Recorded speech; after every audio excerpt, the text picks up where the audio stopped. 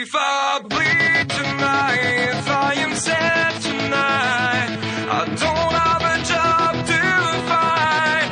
And if I work tonight, I'm so tired tonight, I'll fall asleep when I'm home.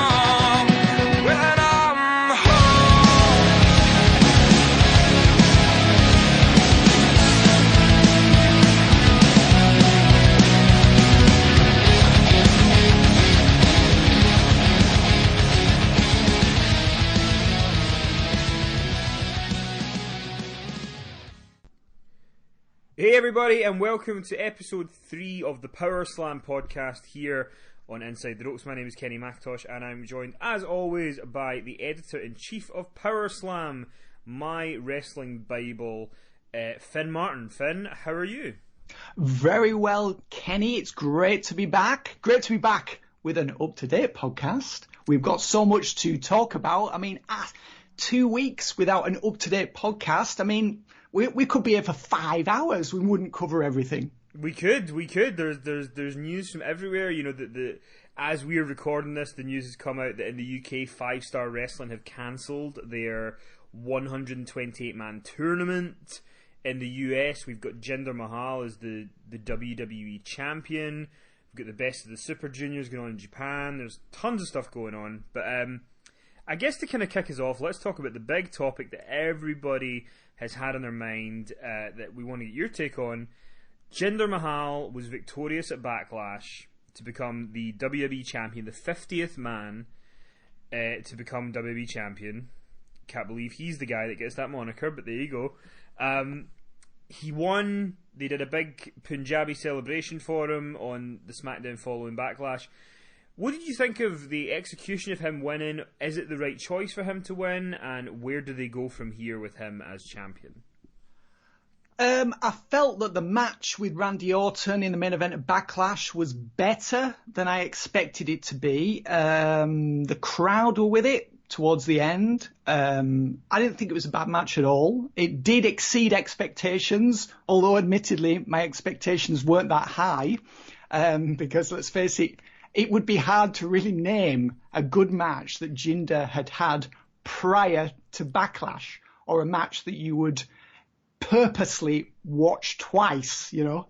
Mm-hmm. So I thought the match was better than expected. It almost felt like Vince's way of sticking it to the audience, because right after he won, they then sought the reactions from fans who had their heads in their hands. It was as if Vince clearly wanted to broadcast that reaction. People were shocked, but not in a way that they were shocked happy. They were shocked miserable. It's like, can this have happened? Yes, it has happened. Are my eyes deceiving me? No, they are not. And it was really quite telling that JBL said, "Hell has frozen over. Pigs have flown. Jinder Mahal is the WWE Champion."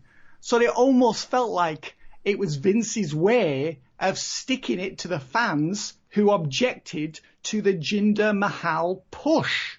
Now, I know, Kenny, I saw your comments afterwards, and it's fair to say you were not happy about the result. Fuming. Absolutely. Because as somebody who watches wrestling, and I'm aware that, you know, sometimes you need to think of it like, you know, business decisions and all that, but I just don't think Jinder Mahal is an entertaining character in any way, shape, or form. And like I've said so many times on social media, I'm like, tell me why he's good. Tell me what I'm missing.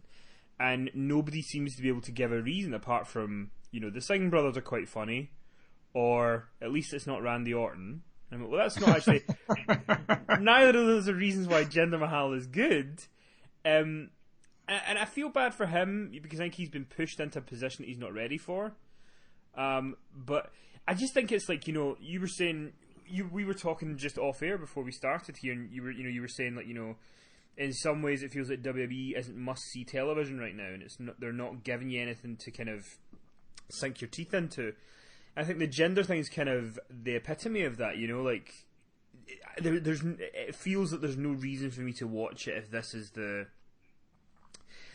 top thing. You know, this is the world title is being held by a jobber.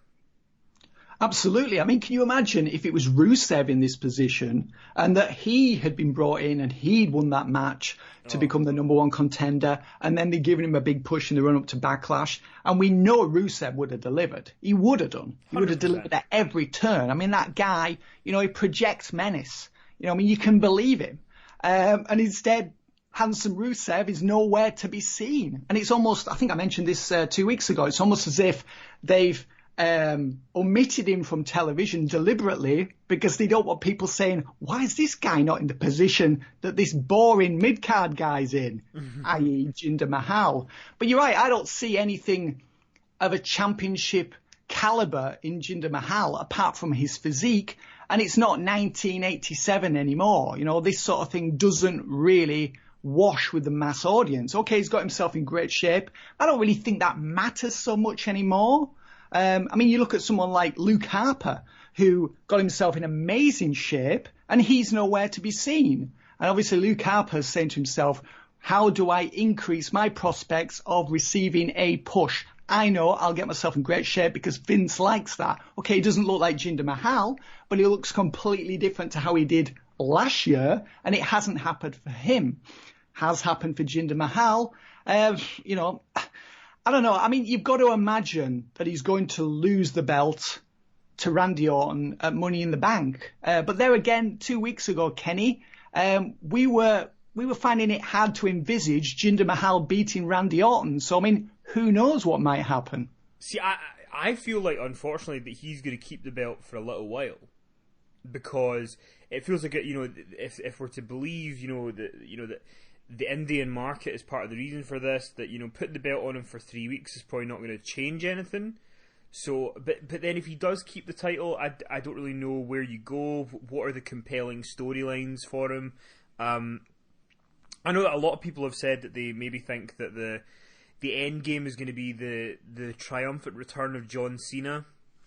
Yeah, probably. As the American hero to face Jinder Mahal and defeat him. But is there anything you think they can do? Like, is Jinder one of these cases of maybe he will improve and it'll get better, or do you think it's kind of a lost cause? I don't think so, no. I mean, on SmackDown this week, he just appeared on the big screen, didn't even appear in the arena. I mean, if they really believed in him, I think they'd be putting him in the ring and having him wrestle so that he would impress people.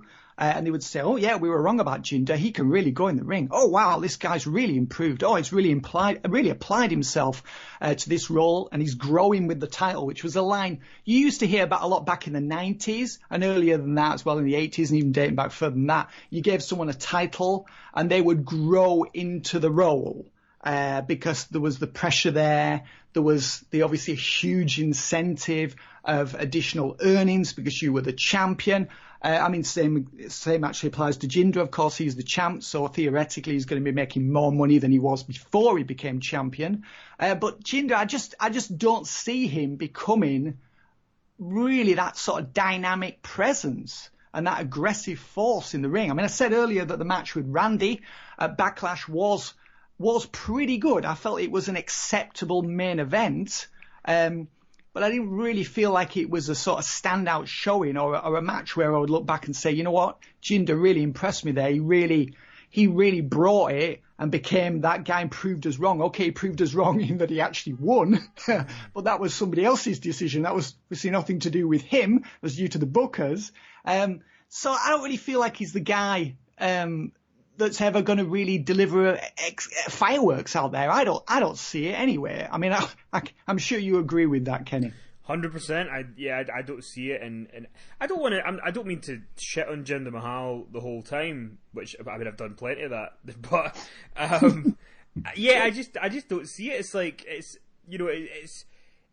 like if you were watching a movie franchise you love, and then all of a sudden this nobody turns up, and you're like, why is this person here? You know, I don't get it. Like, what's the, and like, you know, a lot of it has got to do with my, because I mean, you must be similar to me in that, you know, you've grown up with the WWE Championship being quite prestigious over the years.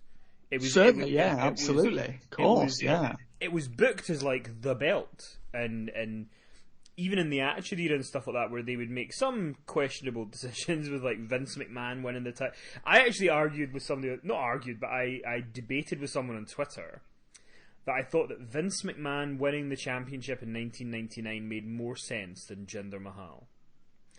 Because at least Vince was over, and at least it progressed into, you know, a storyline, and, you know, went into this. He surrendered it, and it went into the 6-pack challenge, and Hunter got it back. But with this, I just don't know.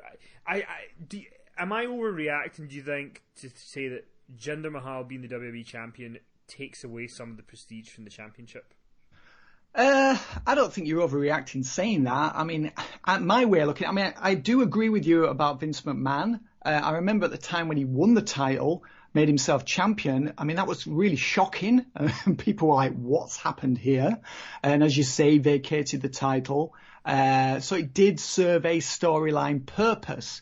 I mean, with Jinder Mahal, I don't really see what storyline purpose this serves. One thing that disappointed me on this week's SmackDown was obviously Randy Orton wasn't on the SmackDown after Backlash. He returned on this week's SmackDown, and he cut a rather monotone, uninspired promo about how he was going to hand out an American Randy Orton family ass kicking to Jinder Mahal, which, you know, then brought in the, you know, USA versus, well, he's actually, as you pointed out 2 weeks ago, Jinder Mahal's actually Canadian. So we're sort of really playing up the American versus the foreigner, the evil foreigner aspect of the feud, which I don't really think plays well anymore. I mean, it didn't play well in 2005 when we had the Muhammad Hassan fiasco.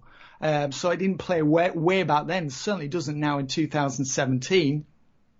But Orton didn't really show me a whole lot of fire, a whole lot of aggression, or he didn't really seem that bothered that he lost the title on this week's SmackDown. So I found that very disappointing as well. Yeah, I know there's the line this week where Orton said that if his grandfather knew he'd lost the title to someone like Jinder, he'd have slapped him across the head.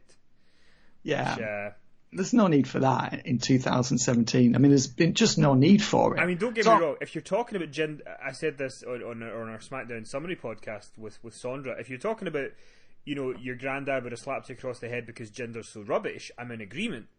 100%. Yeah. But I don't think that's what they meant. No, I don't either. But I was going to ask you, just kind of thinking about Jinder, what in all the time that you've covered wrestling, what is the most racially charged thing that you've seen them do? Because obviously part of this storyline is that, you know, Jinder Mahal is saying that because of the way he looks, that he is not taken. You know, people don't like him because of the way he looks, and that's kind of being played into it. It's America versus India and all that sort of stuff. Yeah. And it's quite a lazy kind of trope in 2017, but what is is there one occasion that stands out to you above everything else where you kind of remember them doing something that was very sort of racially motivated that either worked or didn't? In WWE, is that what you mean? Sure, yeah, or not. Just, is there one overall that comes to mind? Well, without doubt, the worst one ever was the worst one really of the last 25 years would have been the Gangsters in Smoky Mountain Wrestling. Mm-hmm. I mean, that was just unforgivable, inexcusable. That. I mean, in WWE, I mean, in 1997, they tried to play it up in the with the Nation of Domination and the Hart Foundation, and that was something that Bret Hart strongly objected to at the time. This was just before the Double Cross. You know, Bret Hart was up in arms about that, and, you know, understandably so. The Muhammad Hassan thing was I've already mentioned that was terrible in 2005, and that was, I mean, they just wrote the character off, didn't they, in the match with The Undertaker it was, and this was unfortunately right after the coincided with the 7/7 attacks in London. So Muhammad Hassan was written off after that. Probably Muhammad Hassan in the last sort of 12 years. I mean, racism, the whole racist thing in wrestling, it's just, I don't think, when it comes up now, you think, I always think to myself, wrestling should be beyond that by now. You know, it should be saying, well, we've tried that. Even if you look at it purely from I don't care about upsetting people. Take morals, throw morals out the window. Look at it from the point of view of just making money, which is, let's face it, the way a lot of people in wrestling think. They'll do whatever they can to make money. Mm-hmm. And I don't think this racist aspect works. And I don't think it's worked for a very, very long time. It didn't even work in Smoky Mountain Wrestling with the gangsters in 1994, 1995. And obviously, for a lot of newer listeners, can you explain briefly the gangsters thing in Smoky Mountain? Just because a lot of people who probably aren't going to know what we're talking about. Yeah, well, what happened was it was New Jack and Mustafa, and there was also D'Lo Brown became part of the act. And they came into Smoky Mountain Wrestling in 1994, and they were doing a gimmick where they were from South Central LA, and they would say, they would make all these racist comments on TV and in promos, and then they were obviously the heels, and then they would face the white baby faces. Smoky Mountain Wrestling was based in Tennessee, Virginia, places like that.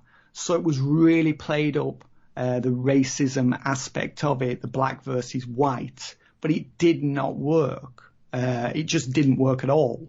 And when the gangsters moved on to Extreme Championship Wrestling in 1995, the racism thing was not eliminated totally, but when they came in for their natural feud with the Public Enemy, it was not about a black versus white thing. It was a Public Enemy with like the resident hoodies in ECW, and then the gangsters were coming in doing the gangsters gimmick. So it was all based upon the personalities and the brawls and things like that, but not racism.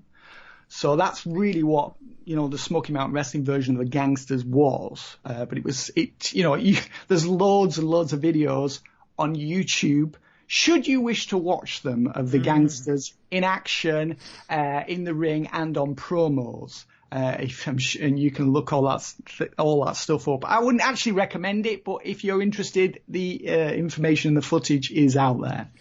And very quickly before we move on, but just because you were watching in real time when Sergeant Slaughter was an Iraqi sympathizer, right? That's right, yeah. What was the reaction to that in '91 when he was kind of doing? Because obviously the history books of sort of WWE say it was he was getting death threats and all that sort of stuff. But what was the reaction like when you were watching in the UK? Did you think it was really tasteless? Did it bother you at the time? I think he did do, yes. I mean, this is going back to 1990 when he came in doing the Iraqi sympathizer gimmick. At first I didn't really understand what it was all about, because Slaughter had been he'd been in the AWA, then he'd had that big run, in the WWF, in 83, 84 with the Iron Sheik, where he was, huge star. Then he left, and there's lots of reasons why he left. I'm not going to go into them now. And then he returned in 1990, so obviously after the AWA had basically gone, to play this character. Also, you got to remember, Slaughter had a great run, in the early 80s against Bob Backlund. And even though, and obviously had a very famous match with Pat Patterson. You must have seen that one, Kenny. I did, yeah.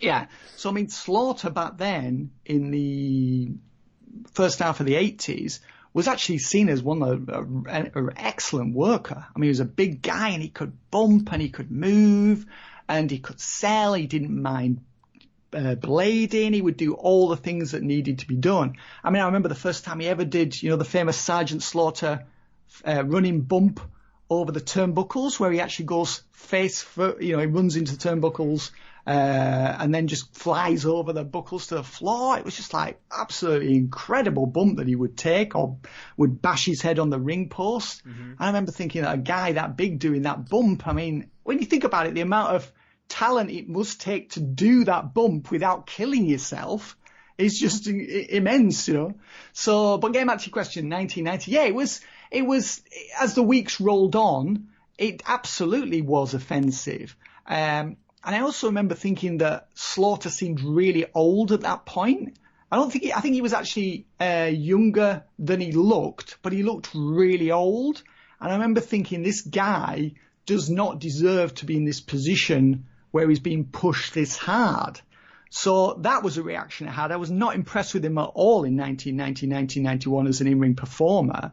And certainly the character was highly offensive. And then, of course, in 1991, war broke out. So, yeah, it was a really, WWF as it was at the time, took a lot of criticism, a lot of flack for that, and rightly so. I mean, it was in very poor taste. And, Slaughter beat Warrior at Royal Rumble 1991 for the WWF heavyweight title. That was a shocking result. I mean, I remember watching the show at the time and couldn't believe it. Obviously, Randy Savage had come out, smacked Ultimate Warrior over the head with his scepter, so it wasn't a clean finish. But it's still a shocking result. And that was designed, of course, to set up Slaughter dropping the belt to Hogan at WrestleMania 7 2 months later. So it all felt, and by then Hogan to me was really a guy who had passed his best in WWF, and it just felt like a rerun. It just felt all like it was something that, it was like they'd run out of ideas and we've got to resort to this with this old guy who doesn't really deserve to be in this sport. And obviously, if Slaughter not done the Iraqi sympathizer gimmick, he would not have been put in that position to win the title from the Warrior and then drop it to Hogan at WrestleMania. And then later that year, right after SummerSlam, wasn't it? They had the Warrior and Hogan versus Slaughter. Was it Colonel Mustafa as Iron Sheik and General Adnan? There was like a handicap match in the main event, SummerSlam. Triangle of Terror, that's right. The match made in heaven and the match made in hell, because of course it was the Randy Savage and Elizabeth fake wedding. And then right after that match, Slaughter did the face turn. So, he wanted his country back. So it felt very, I thought it was really naff at the time. And looking back now, knowing how much bad publicity that earned WWF, it really wasn't worth it. Do you think that in a couple of months we're going to have promos in like Toronto with Jinder Mahal trying to get his country back? I don't know. I have no idea. I mean, just to go back to a question you asked earlier, where does this Jinder Mahal thing go? One point I just would like to make about Randy Orton, when he did the promo on this week's SmackDown, didn't really seem that bothered that he lost the title and didn't really seem hell-bent to me on regaining it. It just felt all rather, I mean, obviously it's scripted, we know that, but everything in every TV show and film is scripted, and it shouldn't look scripted. That's the point of watching a TV show or a film, is we're supposed to suspend our disbelief and, believe that these characters genuinely mean what they say. And I didn't really feel like Randy Orton was that invested in it. So that was another major defect of this storyline, is that if the purpose of it all was to then make Orton stronger, he really bombed out this week on SmackDown by not really bringing a level of passion to his promo and making us really root for him. I mean, I'm not bothered whether Randy Orton regains the title or not, to be honest with you. Yeah, it's hard to... When Randy Orton's motivated, he's really good, but it's getting him motivated that seems to be the problem, or seems to be the hard part. The other thing that I wanted to ask you about Backlash, because we obviously get some questions in for you, and one of our Twitter followers, Rucario, wants to know how you feel the WWE is going to use Nakamura. Obviously, he had his debut at Backlash, he beat Dolph Ziggler, but Rucario says that he feels like since his main roster debut, he's kind of felt like just another guy to him. What did you think of Nakamura's debut at Backlash and what he's done so far on SmackDown? I felt like Nakamura showed us something, or showed the main roster audience something. I mean, he could have showed people a lot more. Go back and look at his match with Sami Zayn at TakeOver in, was Dallas. It April 2016. I mean, that was my match of the year in WWE last year. So it was nowhere near at that level. But maybe it was sort of put out. Often with matches are there to serve a purpose, and sometimes the matches aren't supposed to be better than they are, or at least that's the theory, so that performer can then show us more at a later date. Mind you, we've been waiting for Randy Orton to show us morph for years, haven't we, Kenny? And that hasn't really happened. Nope. Nope. We're there waiting in hope for Randy Orton to really go from, like, I guess, third gear into fourth or possibly fifth.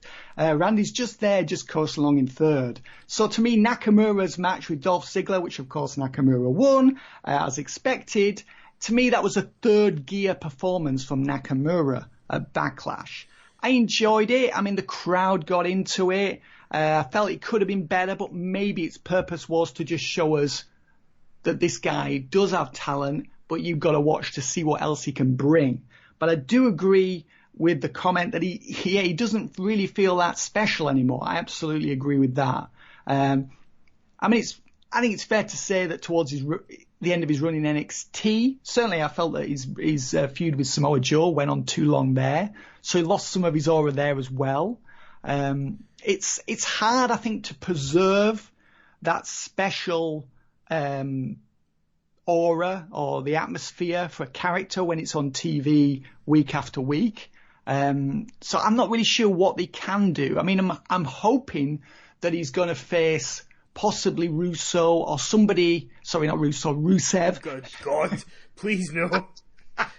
Sorry, Rusev. I'm hoping that Nakamura's... I can't see him winning the briefcase at Money in the Bank. I think it's too soon for him to win that. I think AJ Styles is coming out with the briefcase. It's not Nakamura's time yet. And I'd like to see Nakamura against someone like the handsome Rusev in a feud after that, and for them to really, for him to really turn it up. But I mean, in agreement, yeah, he doesn't feel as special as he did on that SmackDown 2 days after WrestleMania. That's absolutely true. I'm hoping that they're going to be able to, find that spark again and really make him into that guy that we know he can be. Yeah, and I don't think he's felt as... I think that debut he had in the match with Sami Zayn, I don't think he's hit that point again yet. And I think it's only going to be through, maybe at SummerSlam a match with somebody like Cena or somebody big. I think he needs to do something big at SummerSlam. That's kind of where I would like to see him positioned. So, but with the Money in the Bank match, I guess maybe he's going to have a chance there to put in a great performance and. Yeah, possibly. Possibly. I mean, it's not. I've never seen him. I can't recall seeing him in a ladder match. So I mean, it's not his type of match. I mean, maybe he will excel in it. I think it would be too soon for him to grab the briefcase. I don't think it's his time yet to be that guy. I don't think he's going to. I think I mentioned 2 weeks ago. I don't think he's going to be champ if they're going to make him champ until 2018. And I think that would be the right move for him. I see AJ Styles, the way I see it, I think I might mention this 2 weeks ago, I see AJ Styles versus Randy Orton being a big program later in the year. That's where I see it going. I'm not sure whether Styles is going to be the one to end Mahal's title reign or Orton will end Mahal's title reign. But I think Styles Orton is what we're going to see later in the year, possibly at SummerSlam. And then Nakamura, he will have his big push. If he receives the big push, if he becomes that guy that we want him to be, that will be 2018. So I guess from there, that was kind of anything else from Backlash you want to cover? I mean, Nakamura and the main event were really the big talking points. Was there anything else that came to mind, or? Yeah, I've got to say, I mean, some people might find this ludicrous, but I thought the Usos versus Fandango and Tyler Breeze was a really good comedy match.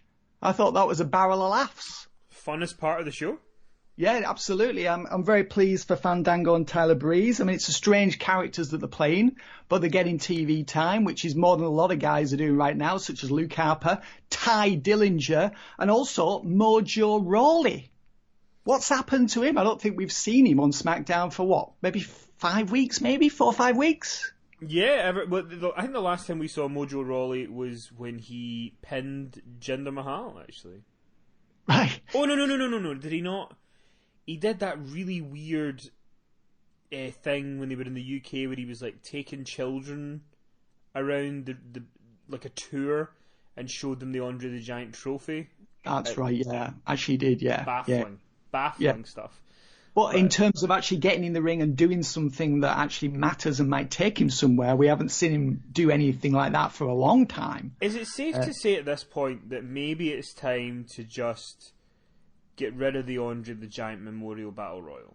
Yes. I mean, what purpose does it serve? I mean, it's as if we need to have this match so we can book these 20 guys in the ring. And I kind of understand that because WrestleMania's a big show for the talent. They all want to be on it.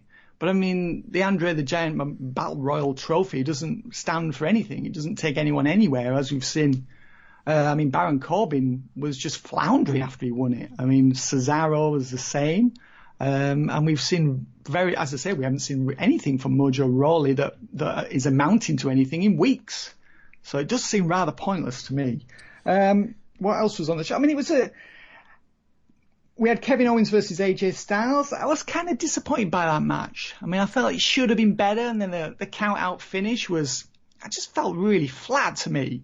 And it was strange that, Kevin Owens was only allowed to win by count-out at Backlash, and yet on this week's SmackDown, Dolph Ziggler pinned AJ Styles fairly cleanly in the main event in Atlanta, Georgia, near AJ Styles' hometown.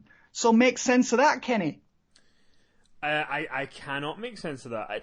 There's nobody in wrestling right now that bores the tits out of me more than Dolph Ziggler. Dolph Ziggler is the because we talk about AJ Styles and Kevin Owens at Backlash, and they have, and I agree with you. I thought the match was slightly disappointing, to be honest. It didn't really hit where I thought it was gonna. But now, we're building towards the Money in the Bank match, and you've got AJ and Kevin Owens and Sami Zayn, Baron Corbin, Nakamura and Dolph Ziggler. But with Dolph Ziggler beating AJ Styles on SmackDown this week, it kind of felt like they were doing that to sort of, give you something to show you that Dolph Ziggler's got a shot at winning, Yeah. And I just don't care about Dolph Ziggler. I can't bring myself to care about. I feel like he's one of those guys that he's been around too long and he needs to have a break and go away. I absolutely agree. I mean, he's a guy that just needs to disappear. He needs to do a Drew McIntyre, a Drew Galloway. That's what he needs to do. And it was very telling on this week's SmackDown when they showed footage of him cashing in the Money in the Bank the night after WrestleMania in 2013, and him capturing the world title from then Alberto Del Rio.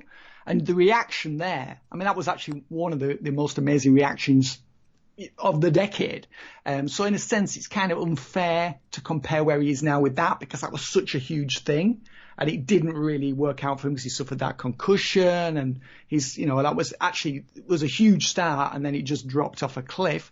But I mean, for Dolph now, seeing where he is now versus where he was then, it just feels like his time has been and gone. I mean, it's impossible for me to believe, even though Ziggler beat Styles on SmackDown this week, that Dolph is going to win Money in the Bank. I mean, what purpose would that serve? I mean, who really wants to see him as champion again? Can you imagine if we live in a world where Dolph Ziggler's Mr. Money in the Bank and Jinder Mahal is the WWE Champion?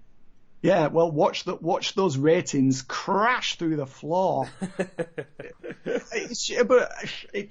it would in a way, it would almost sort of, as you used the word earlier, epitomise where we are. Nothing really matters that much. And also, just one last thing about Backlash. We had Baron Corbin, who lost to Sami Zayn at Backlash. Styles lost to Kevin Owens by count-out. Dolph Ziggler lost to Shinsuke Nakamura. And then on 2 nights later on SmackDown, they were announced, the losers of those matches were announced as the entrants in the Money in the Bank ladder match. It's like, where did that come from? Why? How are they entitled to be entered into this match? Shouldn't they win qualifiers? Shouldn't they have to do something? And they sent Kevin Owens out there to actually point out how ludicrous it was. Which was almost as something that they came, we need to come up with this because everyone's going to say this, so we need Kevin Owens to go out there and say that, so people can't then bring that up. And it just sort of, deflates that argument. It just blunts that comment. And it's just like, come on. You've got all this TV time to fill. Why not fill it with something that matters? Yeah, no, it makes sense. Qualifiers would have probably been a better way to do it, and I mean, it would have given Ty Dillinger or Mojo Rawley or some of these guys a shot. They could have been booked on the other side, and they could have had good matches, and then we would have at least felt, oh, Dolph Ziggler's beaten this guy. He deserves to be in there. Doesn't, even though he just lost cleanly to Nakamura at Backlash, he's just won this match, and he's entitled to be in this match. And they were just inserted in the match for no reason. And we've got to a point now where wins and losses don't matter. I mean, we've been at that point now for a very long time. Mm-hmm. And I think that's something that's really sad when your wins and losses don't matter. To me, undermines why are we even watching wrestling? If wins and losses are not the most important thing on the show, then what is the point of wrestling? Yeah, it's fair. I think because there's sometimes throughout the year where you do see matches where a win or a loss matters, and that tends to be the most compelling thing that you watch. Like when The Undertaker lost at WrestleMania, that was so compelling because that loss mattered. Sure. It really did. I want to get your take on the card going into Extreme Rules this coming Sunday. So I'm going to kind of go through the matches here, just kind of let me know what you think of them. What's your thought process going into them? There's a mixed tag match with Scotland's own Noam Dar and Alicia Fox against Rich Swann and Sasha Banks in a mixed tag. Sasha's finally been put into something. What do you think about this mixed tag? I mean, it seems irrelevant. Is it going to be on the pre-show? It seems like a pre-show match to me. No, it's going to be on the main show. Okay, it's going to be on the main show. I mean, that of course could change, as it sometimes does. I mean, it's one of those matches where you're happy that the participants are on a pay-per-view, but that's the only real emotion I have attached to this match, Kenny, is that I'm happy that these people are getting a shot. And they're not just in a sort of jobber role. I mean, it's very strange when Alicia Fox beat Sasha Banks from out of nowhere a few weeks ago.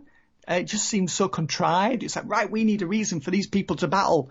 Alicia Fox, who's been, a jobber forever, she's just beaten Sasha Banks. So, where did that come from? And it just seemed so unrealistic. I mean, I don't know whether we can use that word unrealistic in connection with pro wrestling. But as I said earlier, when you're watching, you want to believe, don't you?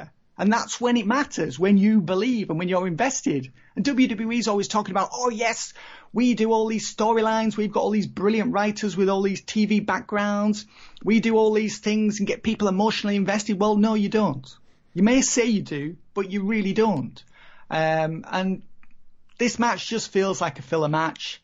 I'm not sure if someone's turning in it. I mean, there was rumours a while back that Sasha Banks was going to turn, wasn't there? Mm-hmm. Yep.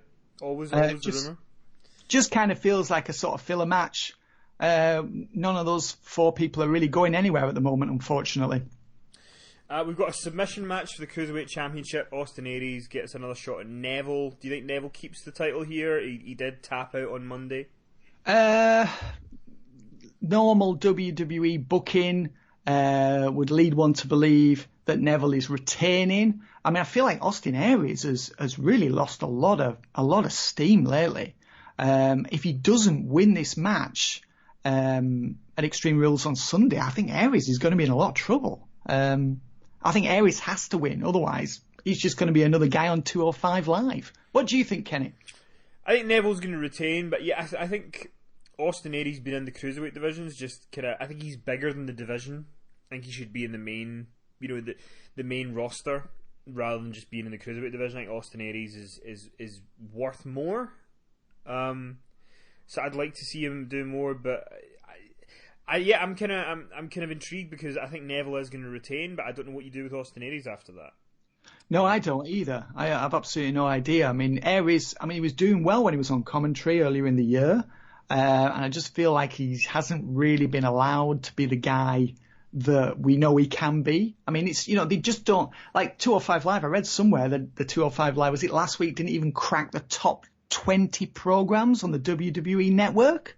Did you read that? Yeah. That's like a regular thing, because it's. I mean, the thing about Cruiserweight wrestling is, like, when you'd watch Cruiserweight wrestling in WCW, the reason that it worked was because it was so different to the rest of the card. Whereas everybody in the rest of the card does a lot of the Cruiserweight stuff anyway. Seth Rollins does loads of dives. Dean Ambrose does dives. So like, what's different about the cruiserweight division? And if I have to watch Tony Nese one more time, I may fall into a coma.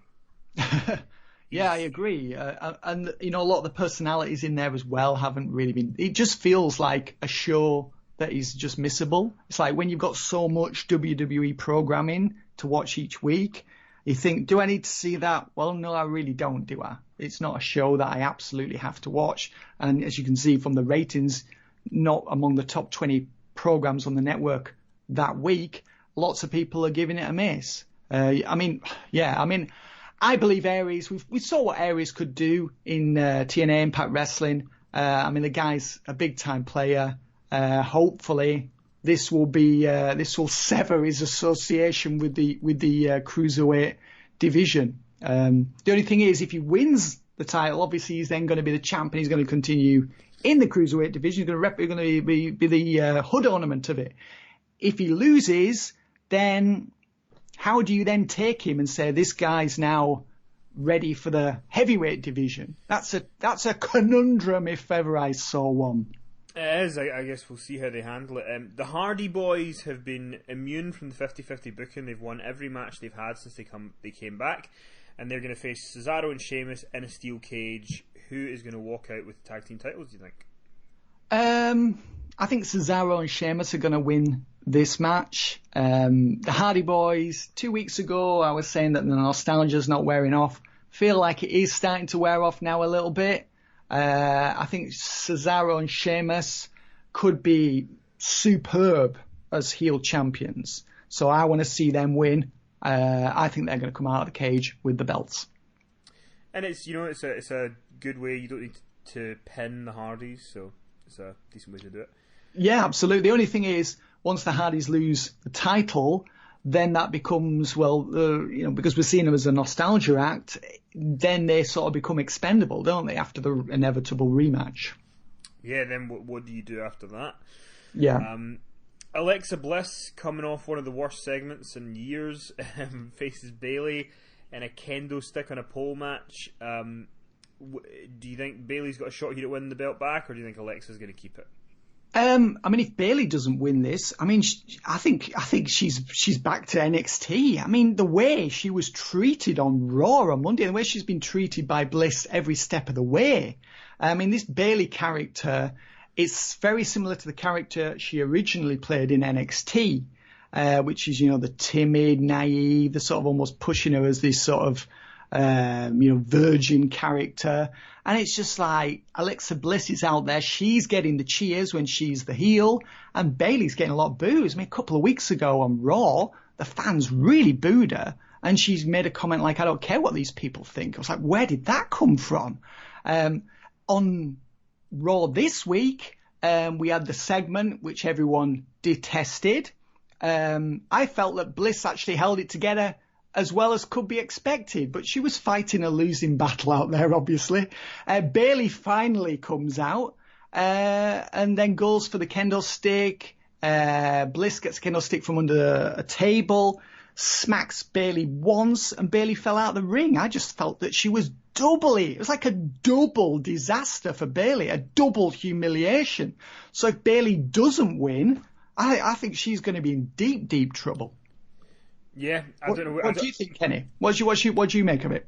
Yeah, I'm the same as you. I think that Alexa Bliss is really good, really strong, especially for how new she is at this, and I think that she's kind of getting better and better. With Bayley, I don't know what it is. I don't know if it's the way she's been booked that makes her... The thing for me that made Bayley kind of fall off a cliff was when she won the championship through nefarious means, and then when Stephanie gave her the option to surrender it and do the right thing, she refused. Yeah, I remember that. And that's like Bayley 101, is that she does the right thing, and she didn't, and that was kind of... Ever since then, it's been quite a struggle to get her. I actually think the money feud for Bayley would be her and Stephanie in a feud. Yeah, possibly, yeah. Because at least, people fucking hate Stephanie, so it would be easier to maybe get a sympathy for her. But I think that there's a lot of good stuff going on in WWE with the women and the guys, but Bayley's just kind of, who would have thought that she'd be one of the weakest elements of both shows? Absolutely. I mean, she's the whole thing is, will Bayley get Extreme? And Alexa Bliss is saying that Bayley can't get Extreme. And it's like a single kendo stick shot and Bayley fell out of the ring. And it was almost like emphasizing the prediction by Alexa Bliss, or the claim by Bliss, that Bayley is not up to the task of a match like this. So she has to win on Sunday, but she feels so cold right now as a character because she's just showing no courage. She's just showing there's nothing in there. There's none of that. You know, as a baby, if it's a strong babyface character that we want to believe in, you've got to say, well, that babyface character is going to stand up to the villain. He's not going to allow him or herself to be humbled unless they're facing overwhelming odds. I mean, Bayley really, I know they wanted to show the segment in its entirety, but Bayley should have been out. That segment should have been half the time that it was. I mean, really, it shouldn't have taken place at all. But if they had to use it, it should have been half the time that it was. Bayley should have been out much sooner to interrupt it, to prevent herself from being humiliated. I mean, one thing about Bayley, she didn't even get to deny all those things, did she? No. She didn't get to deny that her dad sat beside her in the front row of school, or that the best bit was when her friend was like, we used to be really close until I saw that she started watching Raw and SmackDown. They buried their own product. That's it. But they've been doing that all along, haven't they? And she's been out there doing these promos. Oh, it was always my dream to be a WWE wrestler. And it's just like, well, shouldn't she be praised for that? Shouldn't she be complimented for that? Instead of presenting her as this sort of fangirl. And it's almost like some sort of self-loathing, isn't it, Kenny, when you really analyse it? It's like, what are they saying out there? That we're sitting there watching this, and we're the fools for watching this stuff and fools for being fans? I mean, it's like this mirror, you just go around in circles if you start thinking about it too much. So it's really best not to, for your own mental health. But it is. It's like, what is this? But Bayley, to me, should have all this gumption. She should be this courageous woman who's not going to put up with it. And she's not. She's like this character that's out there, almost in somebody, like Peppa Pig, who's this character that's for little kids, that's got all these colours, and little kids like Peppa Pig because it's really stimulating. And then Bayley's out there in all these multicolours, and it's like she's in the role of the character that's, aimed at under 7-year people who are 7 and under, or 5 and under. And it's like, well, we've got to now present her as this character that 5-year-olds can relate to. But since so many of your audience is adult males, that's a disaster. Yeah, it's not good. Then we've got the Miz and Dean Ambrose, the Intercontinental Championship. If Ambrose gets disqualified, he'll lose the title. I feel the Miz needs to win the title here. The Miz is a great Intercontinental Champion, and I would like to see the belt on him again. I absolutely agree. Miz is. This is the perfect role for Miz. He's a mid-card heel who wants to be booed. He's not interested in being cool. He really, really actively encourages, urges, demands fans jeer him each week. He knows what his role is. He's never going to be further up the card than this again. He had his little run there in 2011 as champ, and then it took him years to recover from that. But now he's found his watermark. This is his level. And yes, as champion, I think there's not much he can really do as champion that he hasn't already done. I think he's a 6-time Intercontinental Champion, isn't he? So I think if he wins this, and they said this is going to be 7th, so there isn't really much he can do as champion that he hasn't already done. But maybe he can work with someone like a Mojo Rawley or a Ty Dillinger or something like that, and really give one of these younger guys a chance and really try and put them on the map. That's what I'd like to see Miz do if he becomes the champion, and I think he'll become champion on Sunday as well. If Ambrose is disqualified, he will lose the title. So, you can use the DQ finish and protect Ambrose. Not that real loss is really going to do him any harm, because at the end of the day, wins and losses really don't do anyone any harm anymore. Yeah, and I think the most intriguing match for Sunday, though, is the Fatal 5-Way Extreme Rules match. Winner gets a shot at Brock Lesnar for the Universal Championship. It's Roman Reigns, Seth Rollins, Finn Balor, Bray Wyatt, and Samoa Joe. Who is your gut that's going to walk out and get the shot against Brock Lesnar at, can't believe I'm saying it, Great Balls of Fire? On July 9th, yeah, Great Balls of Fire. Each time you look that up, you think, have they changed it? Is this a joke? And it's like, if it was a joke, they would have changed it by now, wouldn't they? Yep, it's not a joke. I don't think it'd be Roman Reigns, because I think they're saving his big coronation for WrestleMania next year. It could be Seth Rollins. It won't be Finn Balor. I'd like to see Bray Wyatt there, but I just feel like the character has lost its way so badly that it would be hard to really, even in the network era, I think it would be hard to market Wyatt as a credible, can you use the word credible opponent for Brock Lesnar. It could be Samoa Joe, because that's a match that we haven't seen yet. So I'm going with Seth Rollins or Samoa Joe. Who do you think is going to win, Kenny? I think it's going to be either Seth Rollins or Finn Balor.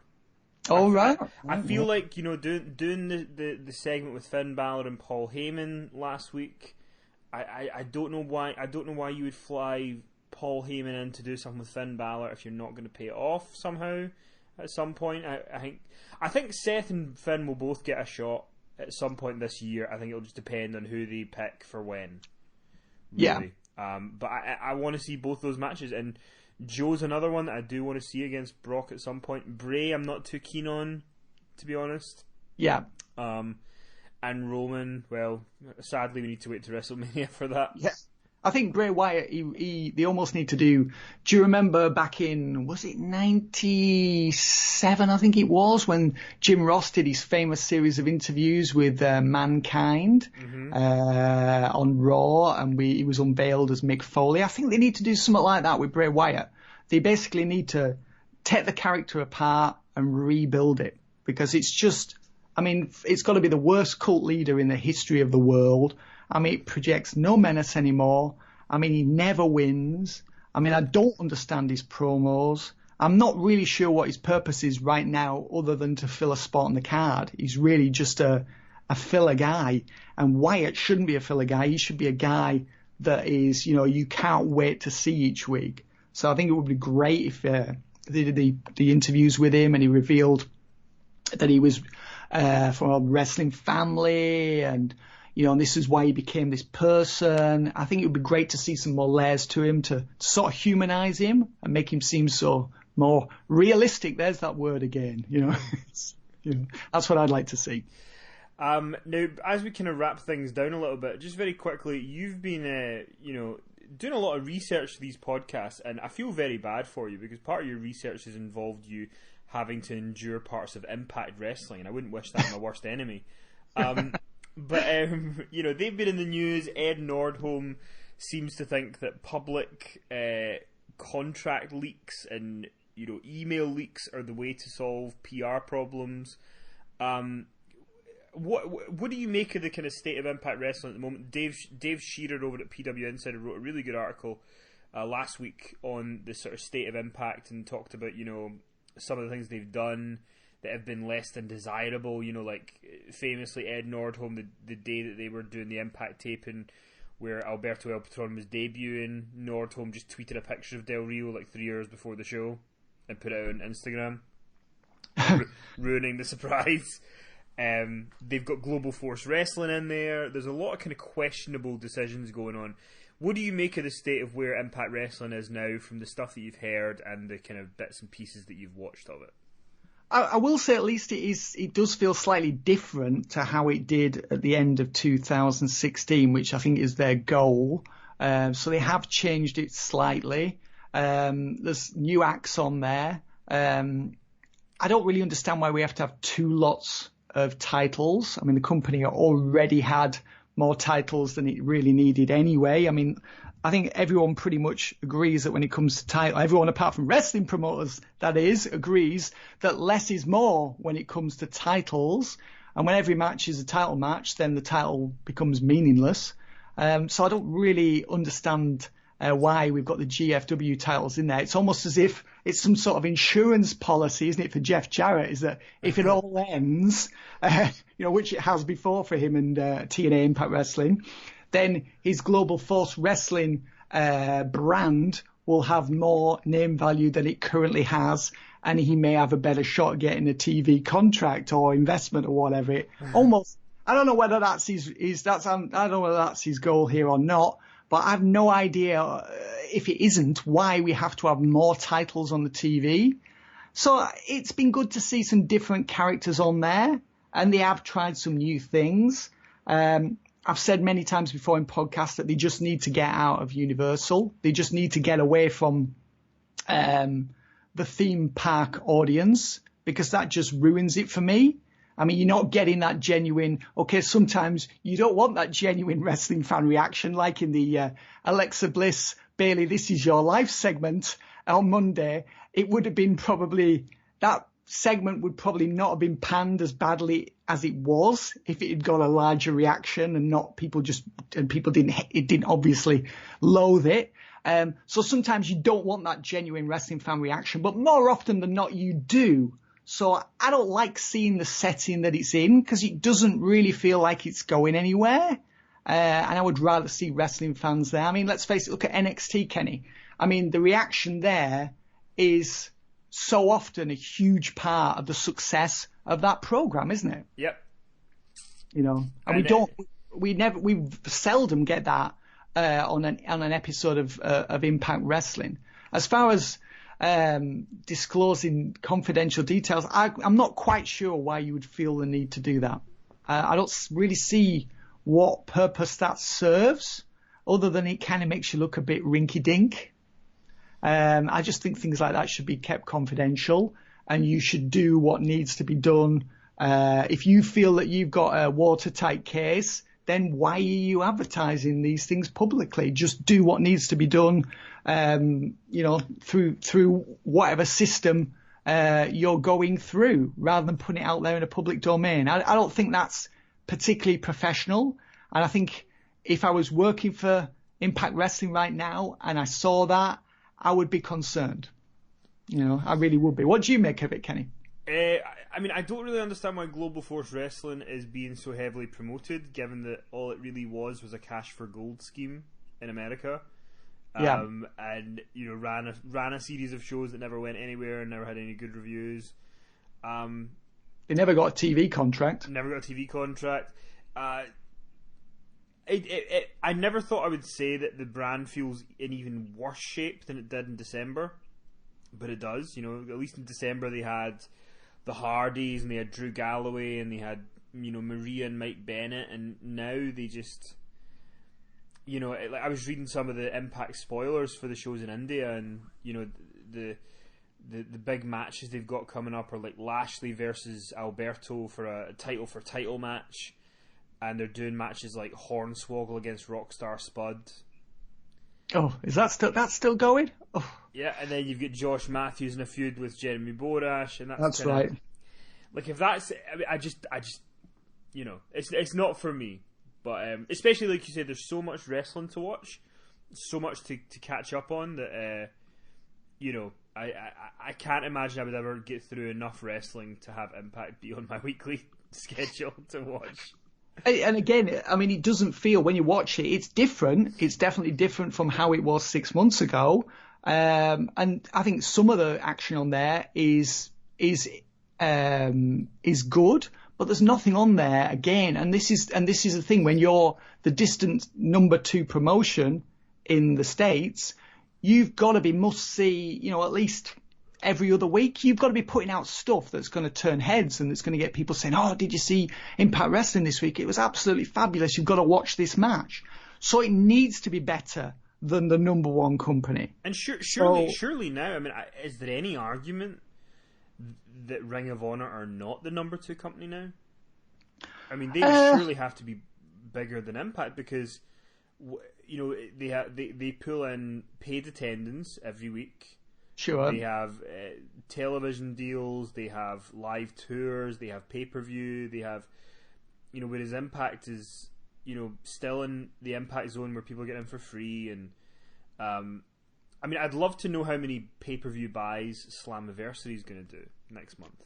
Yeah, I mean, it's going to be very few. I mean, I think I'm just more talking in terms of public perception, really. Yeah, of course. And in terms of worldwide presence and bigger name acts. I mean, I think if you were to poll like 100 wrestling fans, I think more would say that Impact, or TNA, as most people still know it, was a bigger, more recognizable brand than Ring of Honor. I think most people would say that. But really, I mean, what are they fighting over? 2 and 3, I guess it's so close in a sense. And in terms of revenue generated, probably TNA does generate possibly more revenue because it's on more television stations worldwide. I mean, Ring of Honor isn't on TV in the UK, and Impact Wrestling's got the gig on Spike TV. So, I mean, I mean, that's really, you could actually sit there and discuss that all day, and I don't think you'd really get anywhere. So, I mean, people have actually been saying that for years. Oh, Ring of Honor has overtaken TNA or Impact Wrestling. And I guess in some respects, or definitely in some respects, it has, of course. But Impact, to me, to become bigger than it is, it needs to be better than it is. It needs to be really delivering everything that WWE isn't. And thing is, right now, WWE's, we've seen the ratings. I mean, look at the Raw ratings this week. Drew an average of, this was the Memorial Day Raw, drew an average of 2.613 million viewers. The Memorial Day Raw in 2016 drew a showing average of 3.229 million viewers. So, I mean, that's a massive drop. Mm-hmm. So if you look at WWE right now, WWE's weak. I mean, now is the time for Impact Wrestling to come out swinging, I think, with something that people it's going to make people stand up. Now is the time for Impact Wrestling to really strike.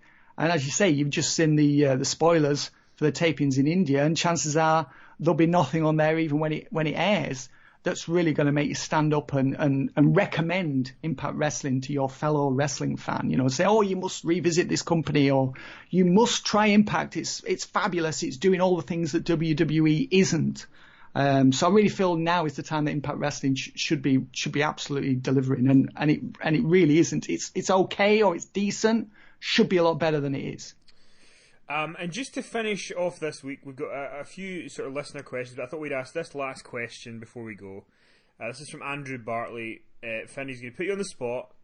What was your favourite of the awful WCW pay-per-views of the late 90s, early 2000s? Is there one that was so bad that you kind of look back and laugh on it? So I'm choosing one that was terrible, and Yes. It was so bad that it was good. Yes. I don't know, really. Let me think. I suppose it's hard for me to really laugh at the terrible events, because it was just so depressing to cover at the time.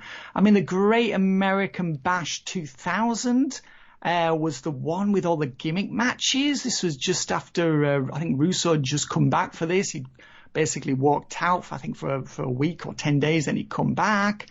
And he just had all these gimmick matches on it, and it was just like, what is this? And it just never ended. And it was like, it was the whole thing of, more is more, and too much is never enough. That was obviously Vince Russo's motto.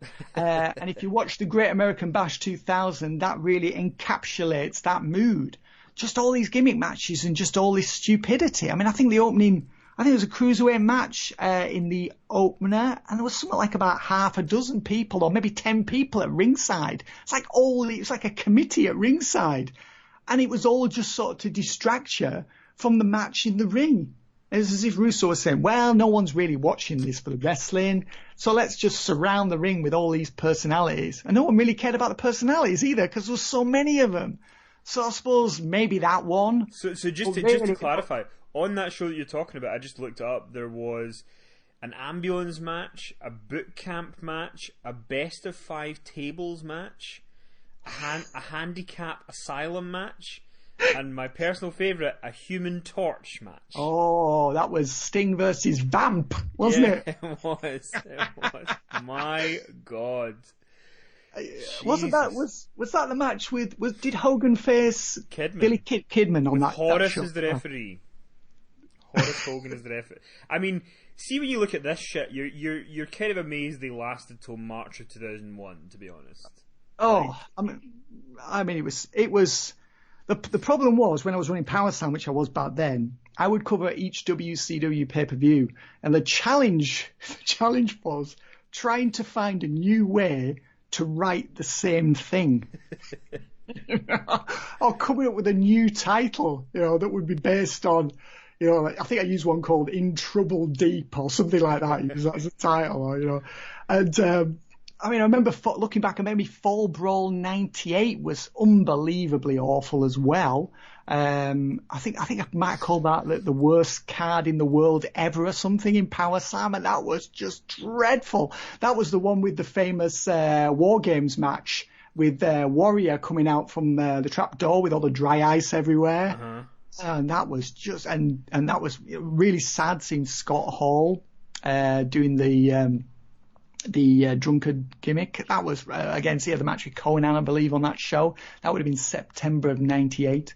So that was, some of that I suppose was funny, and some of it wasn't. Some of it was really sad.